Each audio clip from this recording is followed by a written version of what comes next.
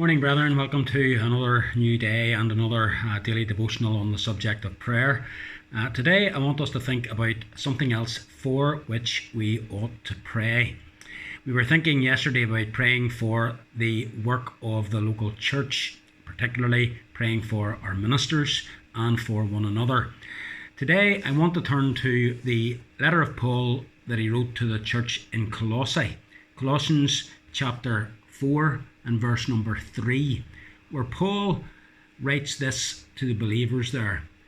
Pray also for us that God may open a door for the word. Pray also for us that God may open for us a door for the word. The Apostle Paul, as you know, was a missionary. He was called to take the good news of the gospel to other places where the gospel was not known. And as such, he was, if you like, the first missionary of the church. And God greatly used Paul in that work as he went from city to city and town to town, and he proclaimed the gospel. People heard the message, were converted, and churches were established. Of course, this was the work to which he had been set apart, you remember, by the church at Antioch, when he was set apart to take the gospel to the nations. At that time, he was set apart by prayer. And so we see from the Bible that when it comes to the work of mission, when it comes to any kind of missionary outreach work, prayer is something that is essential. Paul was sent out with prayer, and while he was engaging in the work, he asked for prayer. And we ought to pray for those who are involved in mission. Certainly we should be praying for the missionaries of our own denomination, those working for us, for example, in France and in Spain. We pray that God would do for them what he did for Paul, and that he would open a door for the word.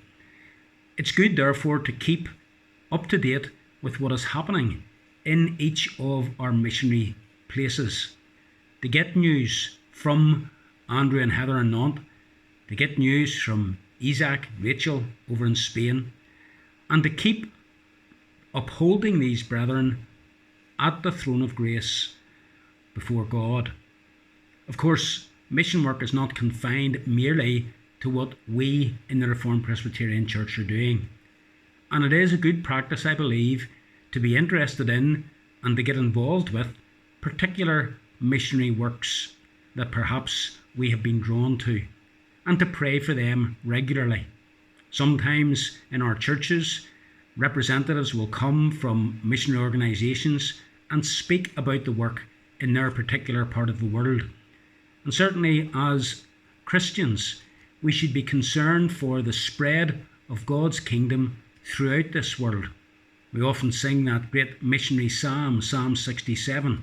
O Lord, to us show mercy and bless us in thy grace. Cause thou to shine upon us the brightness of thy face, that so thy ways most holy on earth may soon be known, and over every nation thy saving grace be shown.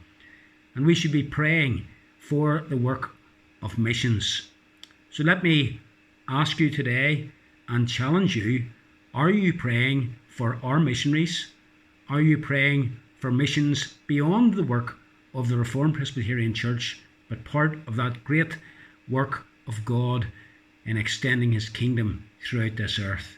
So let us be mission-minded, and let us be prayerful for those who work in missions. May God bless you today.